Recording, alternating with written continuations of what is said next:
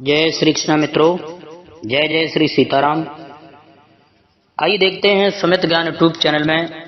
स्वागत है सभी दर्शकों का हमारे सुमित ज्ञान यूट्यूब चैनल में।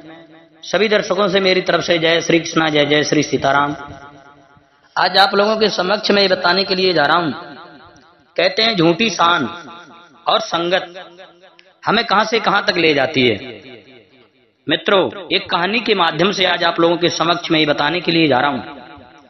एक जंगल में पहाड़ की चोटी पर एक किला बना था। किले के एक कोने के साथ बाहर की ओर एक ऊंचा विशाल देवदार का पेड़ था। किले में उस राज्य की सेना की एक टुकड़ी तैनात थी। देवदार के पेड़ पर एक उल्लू रहता था। वह भोजन की तलाश में नीची घाटी में फैले ढलवा चरगाहों में आता। चरगाहों की लंबी घासों व झाड़ियों में कई छोटे मोटे जीव व कीट पतंगे मिलते, जिन्हें उल्लू भोजन बनाता। निकट ही एक बड़ी झील थी जिसमें हंसों का निवास था। उल्लू पेड़ पर बैठा झील को निहार करता। उसे हंसों का तैरना व उड़ना मंत्रमुग्ध करता। वह सोचा करता कि कितना शानदार पक्षी है हंस, एकदम दूध सा सफेद, गुलगुला शरीर, सराहीदार गर्दन, सुंदर मुख व तेजस्वी आंखें। उसकी बड़ी इच्छा होती किसी हंस से उसकी दोस्ती हो जाए। एक दिन उल्लू पानी पीने के बहाने झील के किनारे उगी एक झाड़ी पर उतरा। निकट ही एक बहुत शालीन व सौम्य हंस पानी में तैर रहा था। हंस तैरता हुआ झाड़ी के निकट आया। उल्लू ने बात करने का बहाना ढूंढा। हंस जी, आपकी आज्ञा हो तो पानी पी लूं, बड़ी प्यास लगी है। हंस ने चौंक कर उसे देखा और बोला, मित्र, पानी प्रकृति द्वारा सबको दिया गया वरदान है, इस पर किसी एक का अधिकार नहीं। उल्लू ने पानी पिया, फिर सिर हिलाया जैसे उसे निराशा हुई हो। हंस ने पूछा, मित्र, असंतुष्ट नजर आते हो, क्या प्यास नहीं बुझी?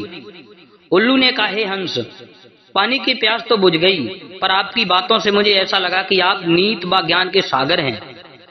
मुझ में उसकी प्यास जगी हुई है, जग गई है, वह कैसे बुझेगी? हंस मुस्कुराया, मित्र, आप कभी भी यहाँ आ सकते हैं, हम बातें करेंगे। इस प्रकार मैं जो जानता हूँ वह आपका हो जाएगा और मैं भी आपसे कुछ सीखूंगा। इसके पश्चात हंस व उल्लू रोज मिलने लगे। एक दिन हंस ने उल्लू को बता दिया कि वह वास्तव में हंसों का राजा हंसराज है। इसके पश्चात हंस व उल्लू रोज मिलने लगे। एक दिन हंस ने उल्लू को बता दिया कि वह वास्तव में हंसों का राजा हंसराज है। अपनी असली परिचय देने के बाद हंस अपने मित्र को निमंत्रण देकर अपने घर ले गया। शाही ठाट से खाने के लिए कमल व नरगिस के फूलों के व्यंजन परोसे गए और जाने क्या दुर्लभ खाद्य थे, उल्लू को पता ही नहीं था लगा। बाद में सौंफ इलायची की जगह मोती पेश किए गए। उल्लू दंग रह गया। अब हंसराज उल्लू को महल में ले जाकर खिलाने पिलाने लगा। रोज दावत उड़ती। उसे डर लगने लगा कि किसी दिन साधारण उल्लू समझकर हंसराज दोस्ती न तोड़ ले।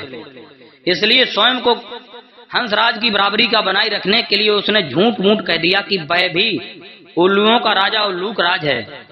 झूठ कहने के बाद उल्लू को लगा कि उसका भी फर्ज बनता है कि हंसराज को अपने घर बुलाए। एक दिन उल्लू ने दुर्ग के भीतर होने वाली गतिविधियों को गौर से देखा और उसके दिमाग में एक युक्ति आई। उसने दुर्ग की बातों को खूब ध्यान से समझा, सैनिकों के कार्यक्रम नोट किए। फिर वह चला हंस के पास। जब वह झील पर पहुंचा तब हंसराज कुछ हंसनियों के साथ जल में तैर रहा था। उल्लू को देखते ही हंस बोला, मित्र, आप इस समय? उल्लू ने उत्तर दिया, हाँ मित्र, मैं आपको आज अपना घर दिखाने व अपना मेहमान बनाने के लिए ले जाने आया हूँ। मैं कई बार आपका मेहमान बना हूँ, मुझे भी सेवा का मौका दो। हंस ने टालना चाहा, मित्र, इतनी जल्दी क्या है, फिर कभी चलेंगे। उल्लू ने कहा, आज तो आपके लिए बिना नहीं जाऊंगा, आपके लिए बिना नहीं जाऊंगा। हंसराज को उल्लू के साथ जाना ही पड़ा। मित्रों, पहाड़ की चोटी पर बने किले की ओर इशारा कर उल्लू उड़ते उड़ते बोला, वह मेरा किला है। हंस बड़ा प्रभावित हुआ। वे दोनों जब उल्लू के आवास वाले पेड़ पर उतरे तो किले के सैनिकों की परेड शुरू होने वाली थी। दो सैनिक बुर्ज पर बिगुल बजाने लगे। उल्लू दुर्ग के सैनिकों के रेज के कार्यक्रम को याद कर चुका था, इसलिए ठीक समय पर हंसराज को ले आया था। उल्लू बोला, देखो मित्र, आपके स्वागत में मेरे सैनिक बिगुल बजा रहे हैं। उसके बाद मेरी सेना परेड और सलामी देकर आपकी सम्मानित करेगी। नित्य की तरह परेड हुई और झंडे को सलामी दी गई। हंस समझा सचमुच उसी के लिए सब हो रहा है। अतः हंस ने गदगद होकर कहा, धन्य हो मित्र, आप तो एक शूरवीर राजा की भांति राज कर रहे हो। उल्लू ने हंसराज पर रौब डाला, मैंने अपने सैनिकों को आदेश दिया है कि जब तक मेरे परम मित्र राजा हंसराज मेरे अतिथि हैं, तब तक इसी प्रकार रोज बिगुल बजे व सैनिकों की परेड निकले। उल्लू को पता था कि सैनिकों का यह रोज का काम है, दैनिक नियम है। हंस को उल्लू ने फल, अखरोट व बनफा सा के फूल खिलाए। उनको वह पहले ही जमा कर चुका था। भोजन का महत्व नहीं रह गया। सैनिकों की परेड का जादू अपना काम कर चुका था। हंसराज के दिल में उल्लू मित्र के लिए बहुत सम्मान पैदा हो चुका था। उधर सैनिक टुकड़ी को वहां से कूच करने के आदेश मिल चुके थे। दूसरे दिन सैनिक अपना सामान समेट कर जाने लगे तो हंस ने कहा, मित्र देखो, आपके सैनिक आपकी आज्ञा लिए बिना कहीं जा रहे हैं। उल्लू हड़बड़ाकर बोला, किसी ने उन्हें गलत आदेश दिया होगा, मैं अभी रोकता हूं उन्हें। ऐसा कह वह हूं करने लगा। सैनिकों ने उल्लू का घुआ घाना सुना, बाप सुन समझ कर जाना स्थगित कर दिया। दूसरे दिन फिर वही हुआ। सैनिक जाने लगे तो उल्लू घुंघुआया। सैनिकों के नायक ने क्रोधित होकर सैनिकों को मनहूस उल्लू को तीर मारने का आदेश दिया। एक सैनिक ने तीर छोड़ा। तीर उल्लू की बगल में बैठे हंस को लगा। वह तीर खाकर नीचे गिरा। वह फड़फड़ाकर मर गया।